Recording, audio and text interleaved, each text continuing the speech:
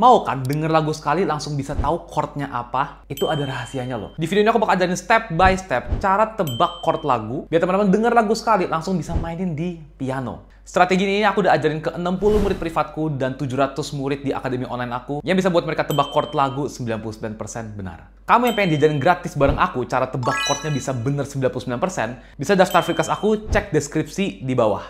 Jadi step pertama kita harus tahu adalah cari tahu nada dasarnya. Nah, jadi untuk cari tahu nada dasar itu ada dua step ya. Jadi yang pertama adalah kita bisa melihat melodi dan isinya membuat kunci apa. Maksudnya gimana? Contohnya kita main lagu Burung Kakatua ya. Contohnya aku main di kunci random ini.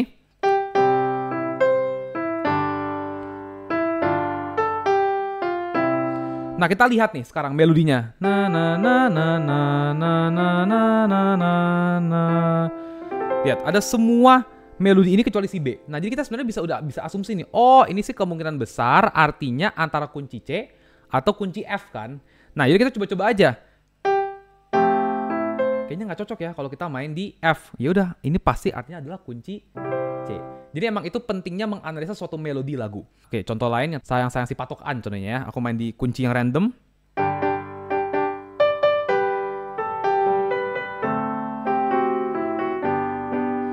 Nah, ada semua melodi ini nih.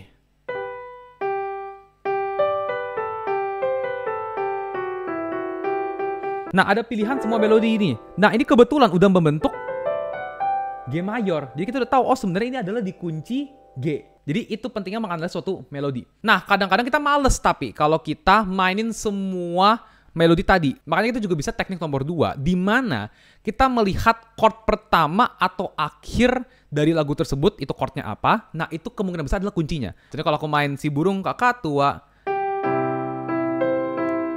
kita lihat chord pertamanya adalah C. Jadi kemungkinan itu adalah kunci C. Atau contohnya, kita lihat chord pertamanya apa? G. Artinya kemungkinan besar lagu itu adalah di G mayor. Nah, jadi emang teknik nomor 2 itu yang paling gampang dan ini yang aku biasa ajarkan untuk teman-teman yang pemula lah. Setelah kita tahu nada dasarnya, yang kita bisa lihat next step-nya adalah kita harus bisa menganalisa atau mengetahui chord-chord lagu dari kunci tersebut. Jadinya ada konsep di musik itu namanya family chord atau keluarga chord. Intinya, contohnya kita main di kunci C nih. Nah, jadi kita bisa lihat bahwa sebenarnya si C mayor ini tuh mempunyai keluarga atau chord-chord yang berasal dari kuncinya. Contohnya, C. Kita lanjut. D minor, E minor, F, G, A minor, B dim, C.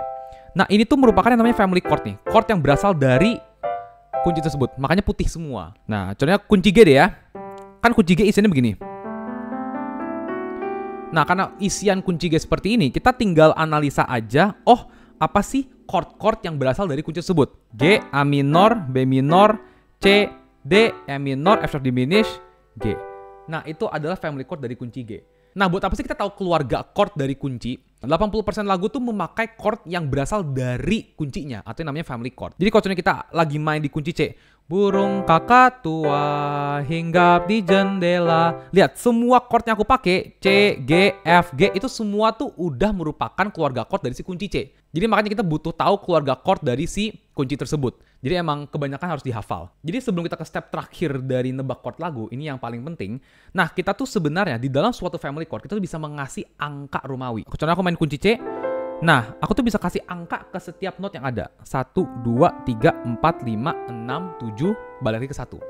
Ini tuh penting sekali, karena kita tuh bisa manggil si chord C mayor tuh sebagai chord 1 mayor. Karena kalau kita lihat chord C mayor, nah C-nya ini kan adalah angka 1 tadi. Nah, kalau ini kita sebutnya 2 minor. Ini kita sebutnya 3 minor. Ini 4 mayor, 5 mayor, 6 minor, ini 7 diminished.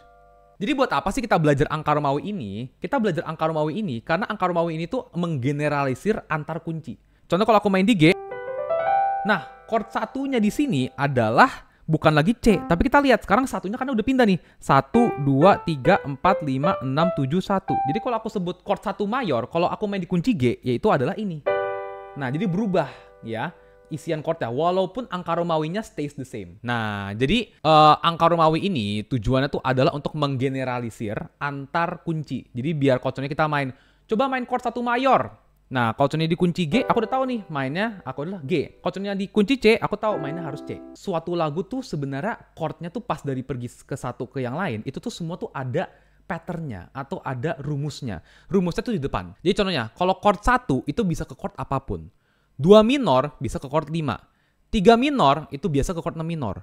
4 itu biasa ke 5 atau 1. 5 itu bisa 1 atau apapun.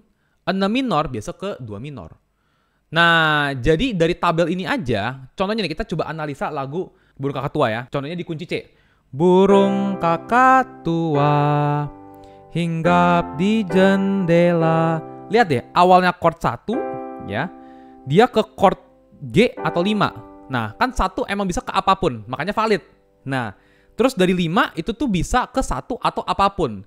Kebetulan lagu ini dia ke chord 4. Hinggap, dia ke chord apapun, nah kita 4. Dia dari 4 kita lihat kemana? Di nah, emang 4 itu emang biasanya bisa pergi ke 5 atau 1. Jendela. Kalau abis balik ke kelima, dia balik ke 1. Nah, jadi ini terbukti bahwa lagu Burung Kakak Tua itu mengikuti peraturan yang aku taruh di depan. Nah, contoh lagu yang lain nih. Naik, naik ke puncak gunung, tinggi-tinggi sekali. Itu kan chordnya banyak banget, tapi sebenarnya kita bisa prediksi semua dengan tabel tadi. Contohnya, naik chord 1 ke puncak, 1 bisa ke apapun, jadi bisa ke 3 minor. Abis 3 minor ke 6 minor. 3 minor ke 6 minor. Dari 6 minor bisa kemana? 2 minor. Tinggi. Bener kan? Dia ke 2 minor. Dari 2 minor ke 5. Tinggi. Bener? Dia ke chord G. Sekali.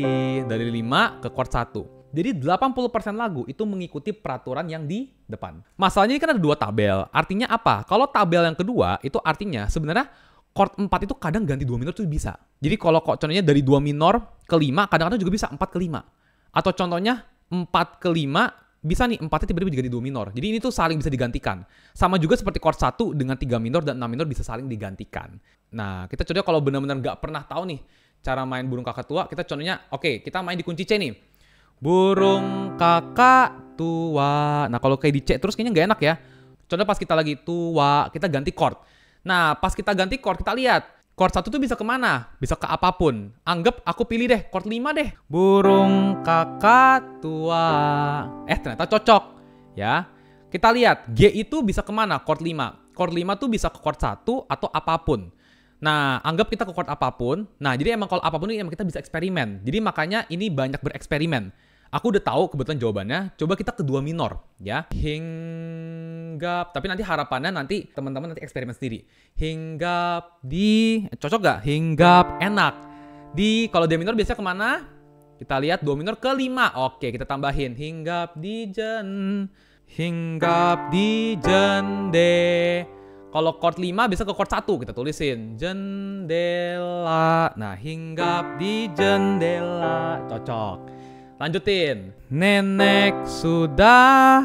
Nah, ini pas kita cek, oh ternyata masih C lagi. Nggak apa-apa. Nenek sudah tua. Ini kan bisa sama ya. Nah, kita lihat. Giginya. Nah, ini kan awalnya D minor.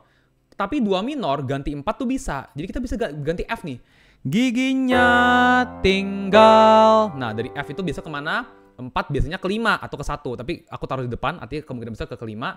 Giginya tinggal 2. Nah, biasa kalau lagu itu diawali dan diakhiri dengan chord dari kunci tersebut.